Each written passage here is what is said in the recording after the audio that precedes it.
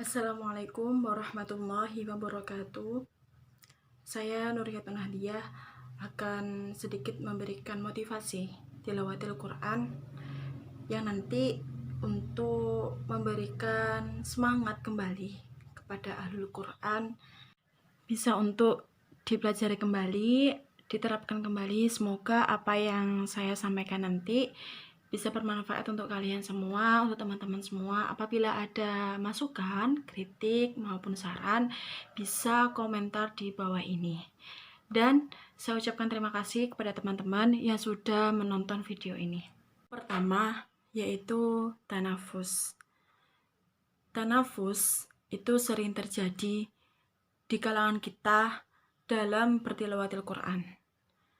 Tanafus itu menambahi nafas di tengah bacaan Al-Quran.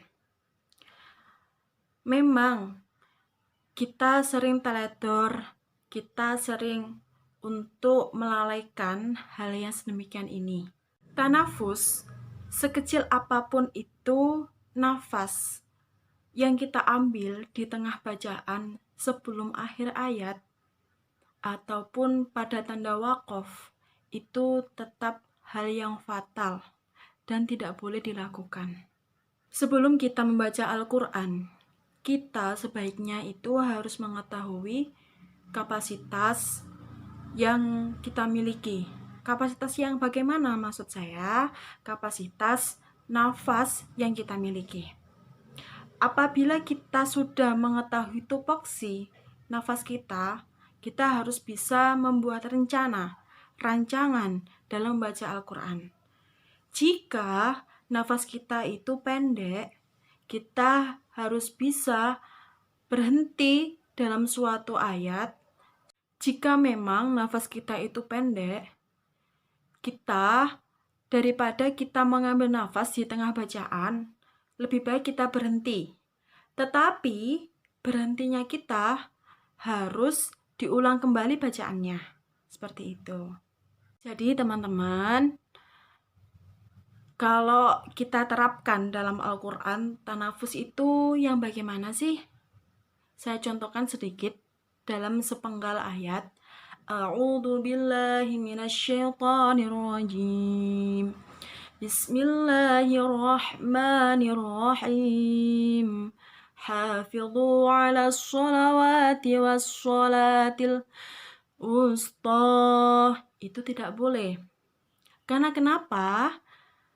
Sebenarnya kan ayat tersebut tidak ada bacaan waqafnya. Waqafnya sampai hafidhu 'alas sholawati was sholatil wusta wa qumu lillahi qanitin. Seperti itu. Ini dalam segi murotal. Kalau dalam segi seni baca seperti qiraah, ini kan lebih nafasnya harus dikontrol kembali, lebih diatur kembali. Jadi sebelum kita membacakan Al-Quran, kita harus bisa mengatur nafas kita terlebih dahulu, biar tidak terjadi tanafus. Kalau memang kita tidak boleh tanafus, apakah qori-qori'ah yang nasional, internasional itu tidak pernah tanafus? Kadangkala kita ini bisa tanafus, tapi jangan sampai tanafus kita itu diperlihatkan. Contohnya, itu lebih kelihatan ambil nafasnya daripada kita membacanya. Seperti ini tadi, kayak surat yang saya baca tadi. Itu teman-teman bisa menyimak atau membuka kembali Al-Qur'annya dalam surah Al-Baqarah juz 2, itu bagian akhir insyaallah. Bismillahirrahmanirrahim. Hafidhu 'alas sholawati was sholatil wusta wa qumu lillahi qanitin. Itu bisa seperti itu, karena tidak kelihatan kalau kalian itu mengambil nafas di tengah bacaan. Tetapi kalau dalam segi murotal itu tidak boleh terjadi. Karena kenapa? Murotal itu iramanya tidak memakai nakom. Tapi kalau qori-qori'ah itu kan berhubung memakai nakom, mesti ada step by stepnya, sehingga saat mengambil nafas itu tidak terlalu kelihatan. Jadi teman-teman berhati-hati saat membaca Al-Quran, jangan sering-sering, jangan sampai teledor untuk tanafus. Pesan saya di poin pertama, sekecil apapun itu kalian mengambil nafas, tetap aja salah dan tidak boleh dilakukan. Itu sudah melanggar aturan-aturan dalam Al-Quran. Jadi teman-teman, bacalah ayat-ayat Al-Quran itu sesuai dengan kapasitas nafas kalian. Jangan pernah memaksakan nafas kalian. Karena kalau kita memaksakan nafas kita, apa yang akan terjadi? Kita akan melakukan tanafus, mengambil nafas di tengah bacaan Al-Quran. Jadi, poin yang kedua yaitu faswahah. Faswahah itu menampakkan makharijul huruf, huruf-huruf hijaiyah yang jelas dan terang. Jelas artinya mulut ini harus terbuka. Ada ulama itu yang mengatakan apabila kita membaca Al-Quran, mulut kita harus sesuai dengan aturannya, yaitu 3 jari. Karena kenapa?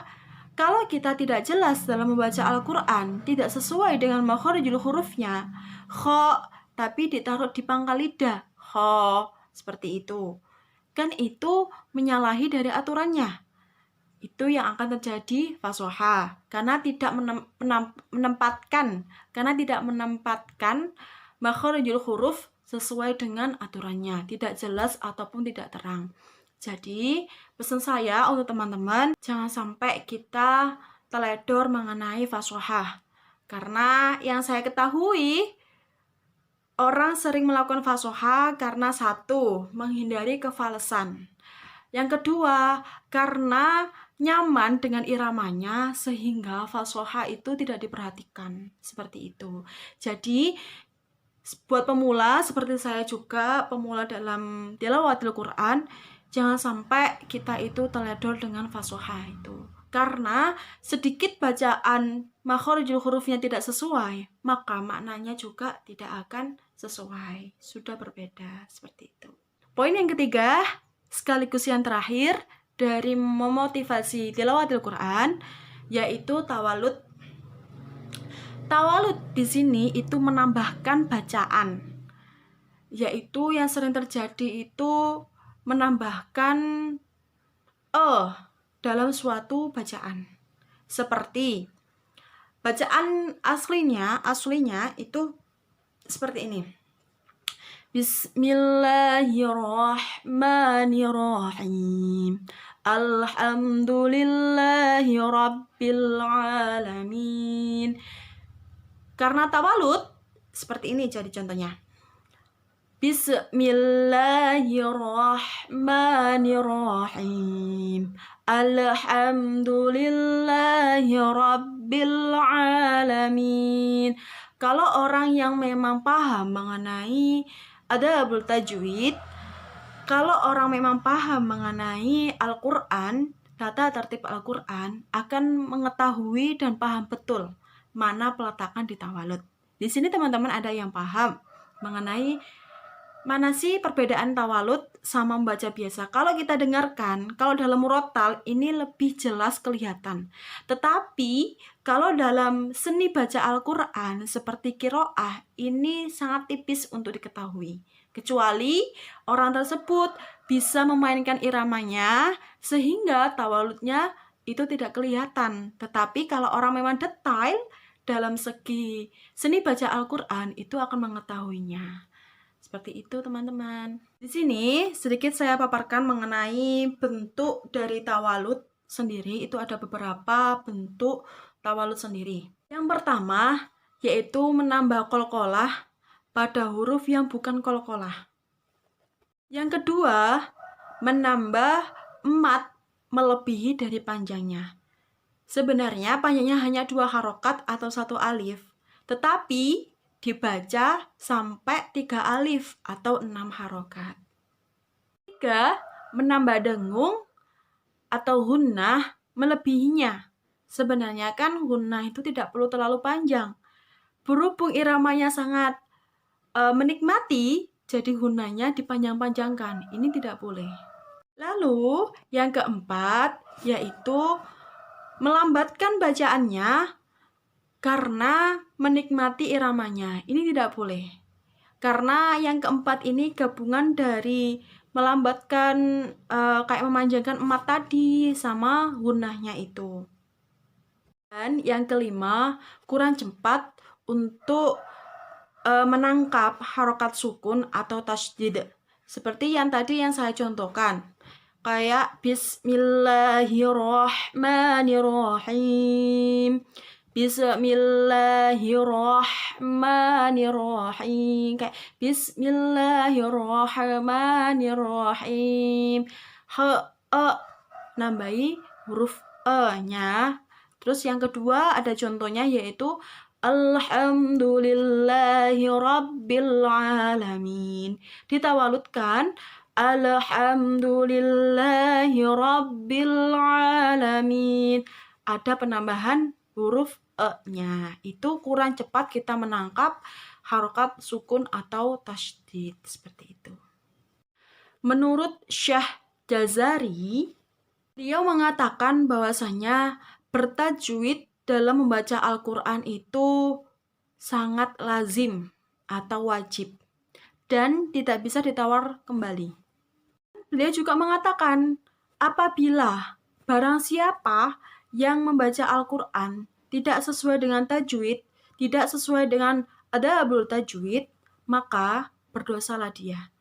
Jadi pesan saya buat teman-teman untuk poin yang ketiga bertawalud, jangan sampai kita itu menambah suatu bacaan dalam Al-Quran. Karena kenapa? Salah dalam harokat saja sudah berbeda maknanya. Apalagi kita menambah huruf ataupun menambah bacaannya. Sudah sangat-sangat fatal. Pesan saya dalam apa yang saya sampaikan tadi, bahwasanya Al-Quran itu indah. Al-Quran itu bagian berlian yang berkilau di sepanjang masa dan tidak ada hentinya. Jadi, sempatkan untuk membaca Al-Quran, entah hanya 1 ayat, 2 ayat, yang penting jadikanlah Al-Quran sebagai pedoman hidup kalian. Jadi terima kasih kepada teman-teman. Sedikit yang bisa saya sampaikan, semoga bermanfaat untuk teman-teman. Kurang lebihnya saya mohon maaf yang sebesar-besarnya apabila dalam segi penyampaian ada kata-kata yang salah, ada kata-kata yang kurang berkenan, ataupun teman-teman yang tidak paham, silahkan untuk tanya di kolom komentar juga. Teman-teman, semoga bermanfaat dan bisa diterapkan dari teman-teman semua. Kurang lebihnya saya mohon maaf. Wallahu muwaffiq ila aqwamit thoriq. Wassalamualaikum warahmatullahi wabarakatuh.